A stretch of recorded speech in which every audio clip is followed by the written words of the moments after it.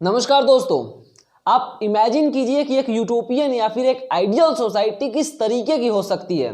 Greeks ने कई वर्ष पहले यूटोपियन सोसाइटी का कॉन्सेप्ट दिया था। सर थॉमस मोर ने सबसे पहले यूटोपिया शब्द का इस्तेमाल किया था। ग्रीक्स ने यूटोपियन सोसाइटी क्रिएट करने की कोशिश भी की, लेकिन वो इस तरीके की सोसाइटी क्रिएट नहीं कर सके। फिर बाद में वहीं से यूटोपियन सोसाइटी का मतलब एक ऐसी सोसाइटी जो एक्चुअली एग्जिस्ट ना करे आया। लेकिन भारत में एक ऐसी सिटी है जो यूटोपियन के कॉन्सेप्ट से मैच करती है। तो आज की इस वीडियो में हम उसी यूटोपियन या फिर आइडियल सिटी के बारे में ब्रीफ डिस्कशन करेंगे, और साथ ही अगर आपको उस सिटी में सेटल होना है तो आपको क्या करना होगा इस चीज पे भी हम डिस्कस करेंगे। भारत में बसा इस आइडियल सोसाइटी का नाम ऑरोविल है, जो कि साउथ इंडिया के पौंडुचेरी में है। ये एक यूनिवर्सल टाउन है जहां पे पूरे विश्व से मेन और वुमेन दोनों शांतिपूर्वक आकर रहते हैं। खास बात यह है कि यहाँ पे रिलीजन, कास्ट, पॉलिटिक्स, मनी जैसी चीजों की कोई वैल्यू नहीं है।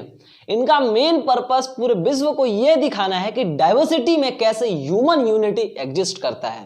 1964 में सर ऑरबिंदो की प्रेसिडेंट मीरा अल्फासा एक रेजोल्यूशन पास करती है एक ऐसे सोसाइटी की स्टैब्लिशमेंट के लिए जो कि सर ऑरबिंदो का ड्रीम रहा था। इसके लिए वो पौंडुचेरी में 20 स्क्वायर किलोमीटर की एक बैरन लैंड लेती है।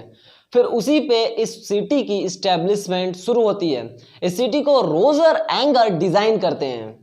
सिटी को इस तरीके से डिजाइन किया गया है कि यहाँ पे 50,000 लोग रह सकते हैं। फिर सिटी को फर्दर 3 जोन्स में डिवाइड कर दिया गया है, पीस जोन, सिटी जोन और ग्रीन जोन में।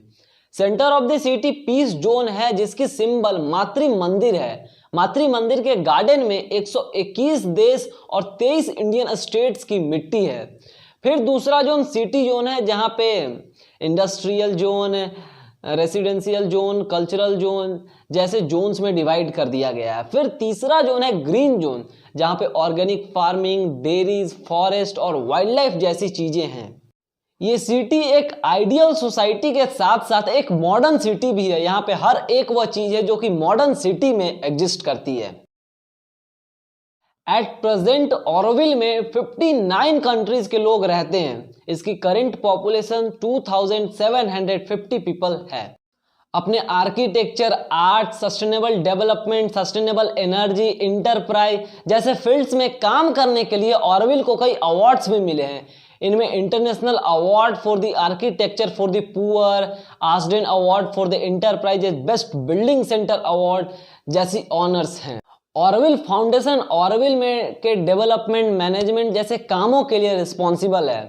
यहाँ पे रह रहे लोग ऑरोविल में ऑरोविल के लिए ही काम करना प्रेफर करते हैं। तो अब आपके मन में ये सवाल आना चाहिए कि इनका इनकम और फंड कहाँ से आता है। तो इनके पास कई तरीके हैं जिससे ये ऑरोविल के डेवलपमेंट के लिए फंड या इनकम कलेक्ट कर सकते हैं। सबसे पहला गवर्नमेंट ऑफ इंडिया, फिर कई फॉरेन या फिर इंडियन एनजीओ इनके काम को प्रमोट करने के लिए इन्हें फंड करती है। फिर तीसरा कई प्राइवेट डोनर्स होते हैं जो इन्हें फंड करते हैं। चौथा जो यहाँ पे गेस्ट आते हैं तो वो ऑरोविल को पर डे 150 रुपीज पे करते हैं। पांचवा यहाँ पे मैन्युफैक्चर प्रोडक्ट यानी ऑरोविल में मैन्युफैक्चर प्रोडक्ट्स फॉरेन तक सेल होती है, जिससे इन्हें इनकम होती है और फिर वो ऑरोविल के डेवलपमेंट के लिए लगता है। इन्होंने अपने एजुकेशन सिस्टम को इस तरीके से डिजाइन किया है कि यहाँ पे बच्चों की फुल जो पोटेंशियल होती है वो शुरू में ही बाहर आ जाती है, और फिर बच्चों को ये फुल फ्रीडम देते हैं कि जो लाइफ में करना है वो तुम कर सकते हो।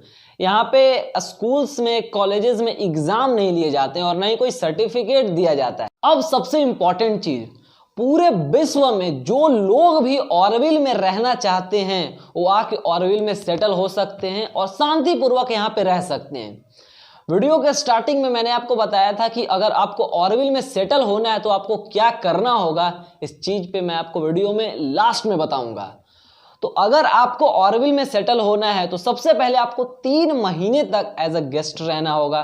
फिर बाद में आपका इंटरव्यू होता है। फिर जो एंट्री सर्विस होती है वो आपको एक्सेप्ट करती है, और फिर 1 साल तक जब आप लगातार ऑरोविल में रहते हैं तो आप न्यू कॉमर्स से ऑरोविलियंस बदल जाते हैं, जो कि वहां की कम्युनिटी द्वारा किया जाता है।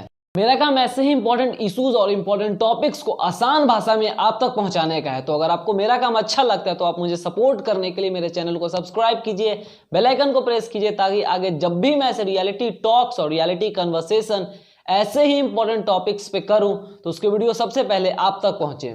आज के लिए बस इतना ही। वापस फिर होगी मुलाकात एक और नई वीडियो में। धन्यवाद।